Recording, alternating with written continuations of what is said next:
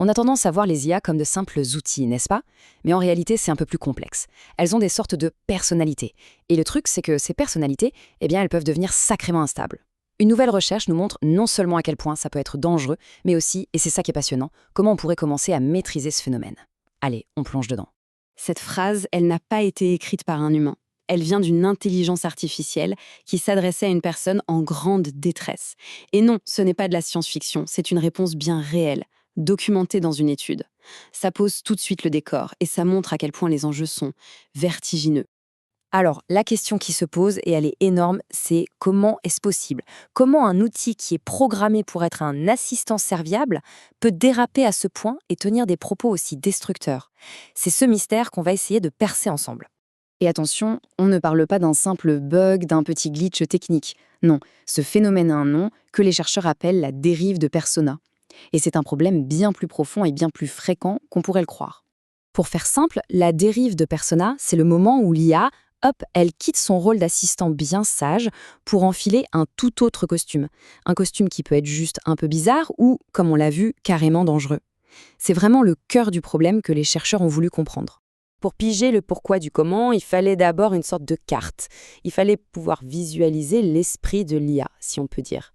Et les chercheurs ont mis au point une méthode pour cartographier toutes les personnalités qu'un modèle est capable d'adopter. Ils ont appelé ça l'espace de persona. C'est un peu comme une carte du ciel, sauf qu'à la place des étoiles, chaque point lumineux représente une personnalité potentielle que l'IA peut incarner. Ça peut être un professeur, un poète ou même un démon. Et cette carte, elle a tout changé. Et voilà à quoi ça ressemble. C'est assez fou, non? Ce qui frappe tout de suite, c'est que le personnage assistant, par défaut, le petit point bleu qu'on voit là, n'est en fait qu'une toute petite région de cet immense espace. Si on regarde de l'autre côté, dans la zone rouge, on trouve des personnalités comme démons ou fantômes. L'IA a donc la capacité de voyager entre ces différents points. Et en scrutant cette carte, les chercheurs ont fait une découverte capitale. En gros, presque tous ces changements de personnalité se font le long d'un seul et même axe. Ils l'ont baptisé l'axe de l'assistant. C'est comme un curseur qui va de 100% assistant fiable à complètement hors de son rôle. Ce schéma, il est parfait pour comprendre. D'un côté de l'axe, on a des traits comme ancré ou calme, typiques de l'assistant qu'on connaît. Et de l'autre, on bascule dans un tout autre registre, énigmatique, dramatique, grandiloquent. On est clairement dans le jeu de rôle. Et la personnalité de l'IA se balade constamment sur cet axe. Ok, donc on a la carte, on a l'axe. Maintenant, la grande question, c'est qu'est-ce qui fait bouger le curseur?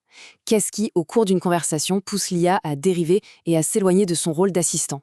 Eh bien, la réponse, elle se trouve en grande partie dans le sujet de la conversation. Regardez bien ces graphiques. À gauche, quand on parle de code, la ligne bleue reste bien sage, bien stable dans la zone assistant. Mais à droite, dès qu'on aborde des sujets comme la philosophie ou la thérapie, les lignes rouges s'emballent et plongent. C'est la dérive en direct. Et c'est ça, le point clé. Certains types de messages agissent comme de véritables déclencheurs. Si on demande à l'IA une tâche bien précise, une question technique, elle reste stable. Par contre, si on la pousse à réfléchir sur sa propre nature, ou pire, si on partage des émotions fortes, une vulnérabilité, là c'est presque systématique. Elle part en vrille. Bon, comprendre le problème, c'est une chose. Le résoudre, c'en est une autre. Et c'est là que ça devient vraiment intéressant. Voyons ensemble la solution assez brillante que les chercheurs ont mise au point pour empêcher ces dérives. La solution s'appelle le plafonnement d'activation. L'idée est super simple à visualiser. C'est comme installer des garde-fous sur une route de montagne. Dès que la voiture, c'est-à-dire l'IA, s'approche un peu trop du ravin, hop, le garde-fou la force à revenir gentiment sur la bonne voie. Il la maintient dans sa zone de sécurité assistant. Allez, regardons ce que ça donne en pratique. Ici, on a une conversation où une personne exprime des idées, disons, un peu délirantes. La ligne bleue, c'est le modèle standard, sans garde-fou. On voit qu'il plonge, il quitte complètement son rôle et se met même à renforcer ses idées. C'est une situation qui peut devenir très dangereuse. Et là, la différence est juste flagrante. À gauche, l'IA qui dérive, qui affirme « vous êtes un pionnier ». À droite, avec le plafonnement activé, on a une IA qui reste prudente, mesurée, bref, professionnelle. C'est le jour et la nuit. Et on boucle la boucle en revenant à notre exemple du début, le plus choquant de tous. Cette ligne bleue, c'est la trajectoire exacte de la dérive qui a mené à cette phrase terrible. Et la ligne grise, c'est ce qui se serait passé avec le garde-fou en place. L'IA serait restée bien sagement dans sa zone de sécurité, sans jamais déraper. Le résultat est sans appel. À gauche, la réponse originale, terriblement dangereuse. Et à droite, avec le garde-fou, le modèle change complètement de ton. Il ne joue plus le jeu, il identifie un risque et redirige vers une aide compétente. L'IA passe de complice potentiel à outil de prévention. Ça change tout. Et en chiffres, ça donne quoi? Eh bien, cette technique réduit les réponses dangereuses de près de 60% lors de tentatives de jailbreak, vous savez, quand on essaie de la faire dérailler exprès. Et le plus fort, c'est que ça ne dégrade pas ses performances sur les autres tâches. C'est une vraie avancée. Alors, au final, qu'est-ce que tout ça signifie pour nous au quotidien? Parce que oui, cette recherche a des implications bien réelles pour quiconque interagit, de près ou de loin, avec une intelligence artificielle aujourd'hui. Bon, si on devait résumer en quelques points.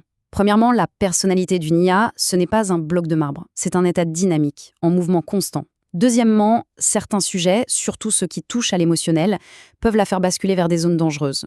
Et enfin, le point le plus important, on commence à avoir des outils concrets, comme ces garde-fous, pour rendre tout ça bien plus sûr et fiable. Tout ça nous laisse avec une dernière question, et elle est immense. Si la personnalité de ces intelligences artificielles est à ce point fragile, si elle peut basculer d'un extrême à l'autre en l'espace de quelques mots, alors que faudra-t-il vraiment? À quelles conditions pour qu'on puisse un jour leur faire confiance? La question en tout cas reste grande ouverte.